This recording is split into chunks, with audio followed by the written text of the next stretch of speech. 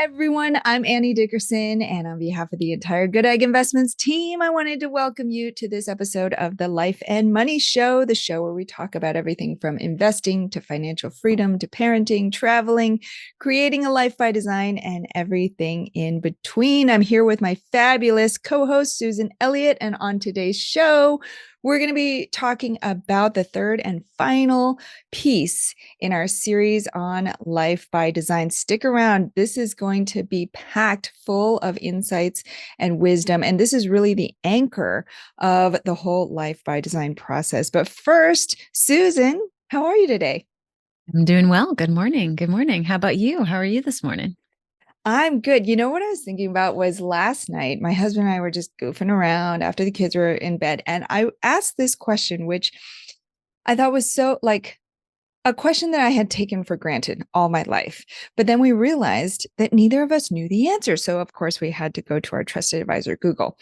But the question I asked was, how come when you spin around and you get dizzy, why do you get nauseous? Like evolutionarily, like why would that be like a thing, right? When you get dizzy, why would your Yeah. body try to make you throw Like up? What is evacuate that? its contents. Yeah. Right. So we're then Yeah. talking about like if you're being chased by a tiger, like then you're like, oh, you know. But But anyway, any but what thoughts? what of our like ancestral history was Yeah. spinning around in circles? Like what was Right. Yeah. bad for the gut Right. Right. about the situation, like being tossed around by an animal? Like, well, if I get Yeah. rid of the contents of my stomach, right. that animal will run away. You're right. It's just like a distraction. A decoy. Look at the Right? food over there. Yeah, I know. I know. We were talking about that exact same thing. We were like, maybe the tiger would then be like, maybe I'll just eat the contents that were expelled rather than eat the actual human. Annie, I don't know if you understand how great of a segue this random story is that you're telling right now, but my Yes. thought is like the practice of taking something that's totally unknown and just like thinking of ideas. Yeah. Just getting the practice of like generating new ideas. Well, why don't you take something you know nothing about and Mm-hmm. just like make up random ideas that could be Yeah. the solution, and then maybe go look it up if it's like you're Yeah. looking for facts or something. But what a great process to just get your brain creatively thinking about like, well, in what situation would I have been spinning around in a circle Right. as a Yeah. hunter gatherer? And did you find the answer? What did Google say? We did. I was going to be mean and make people wait till the end of the episode, but no, I can tell you at least the prevailing theory, and this goes for any, I mean, think about all the times that we get nauseous, like, right, like I got a migraine not long ago and I was nauseous from this extreme pain, right? I remember when I was in labor with my first son, I was nauseous during that time. Mm-hmm, Like mm-hmm. when you're thinking about skydiving, like Oh things that make yeah. you scared, you Standing also at the get, edge of a right? jumping into a Yeah. body of water from up high. Yep. Ooh. Yep. Yeah. Getting bad news. Sometimes people, like when they hear really bad news, they get nauseous and they throw up. And so all of these are tied together in one really interesting way. And so here's what it is. You ready? It's going to blow I'm your mind. ready. Okay. So here's what it is that your brain in those instances, whether you're dizzy or you just got bad news or it's something you can't believe or you're scared of something, your brain is thinking, wait, this can't be right. Your brain actually can't catch up. It's not processing. And so it's thinking something must be wrong.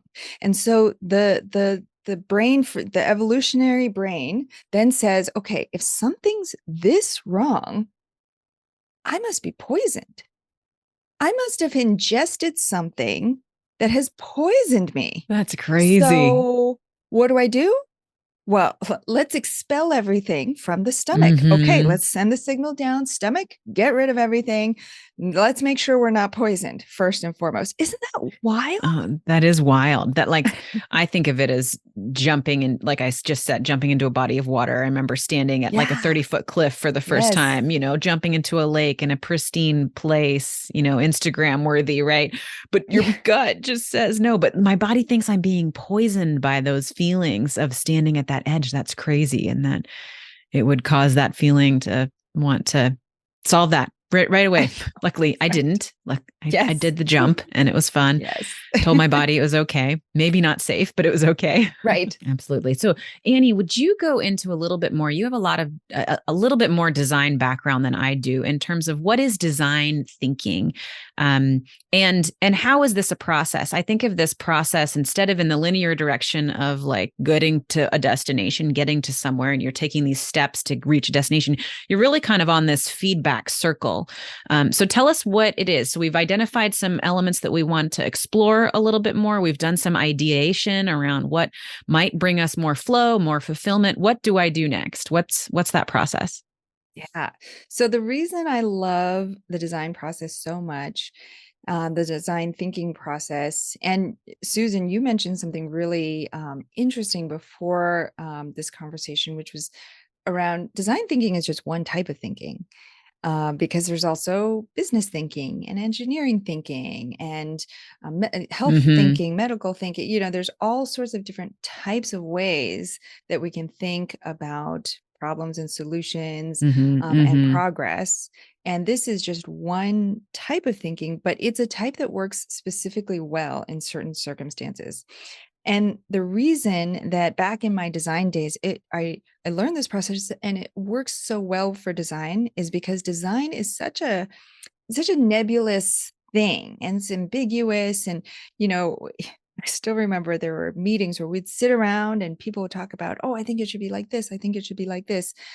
But everybody, even if they're describing it to the best of their ability with words, the vision that they have in their mind is completely different from the vision I have in my mind, hearing them say those Right. exact same words. And Right. so this process of design was really about, okay, how can we come up with these ideas, but then as quickly as possible, put them into practice and test them out, see what's working, see what's not working. And then we iterate on that. And we each time it's like a spiral, getting closer and closer to the middle, but moving in an agile way. So we're never getting stuck at any one point in the process. So I want to put out this question because a lot of times when we talk about life by design, I think people think, oh my gosh, is this big sweeping grand vision. It's got to be like I retire early and I travel for a year, or it's like, I move across the country to be in my dream location. I buy this house that I've always wanted. And, you and I have talked a lot about how life by design it's not just this big sweeping thing, but it's also the moment to moment interactions that we have in our daily lives. And I know you've got some great examples of this, but share your thoughts on that and maybe share an example or two from your life. And that's great. In a recent talk I was listening to, they did bring up that the journey is not the destination. It's, live in the journey. And I've heard that a million times. I think we all have. And I mean, I've said it too to friends. It's like, and I just told myself, live in the journey, live in the journey. But even Yes. just using that metaphor says there's a destination. You are Right. like, you're saying the word destination in there. So Yes.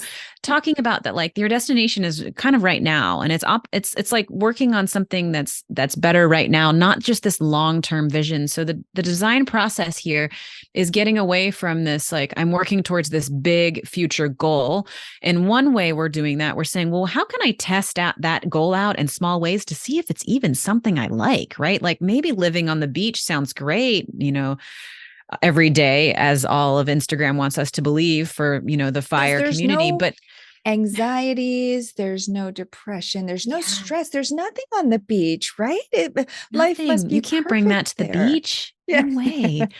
But you realize that like, oh, I get sunburned so easy. I Yeah. cannot spend that much time on the beach. But if you didn't test that, you might have been working towards this future Yeah. scenario, Yep. and a lot of people hit retirement like that. Like, I'm just going to Mhm. work hard and hustle, and Yeah. then one day I'll retire. And then they don't know what to do in Yeah. retirement. And I think a lot of people go through this life by design process in that transition because they all of a sudden realize, what do I do now? How do I design my retirement life to something that works for me? So I think that by taking on this idea of like iterating and testing ideas as you go, it's starting to whittle it down into more of a daily practice, more of a mindset, and less of an action that you're taking to reach somewhere specifically, this designed life. This is life by design. I am living my life by design. I'm learning how to live more intentionally every day.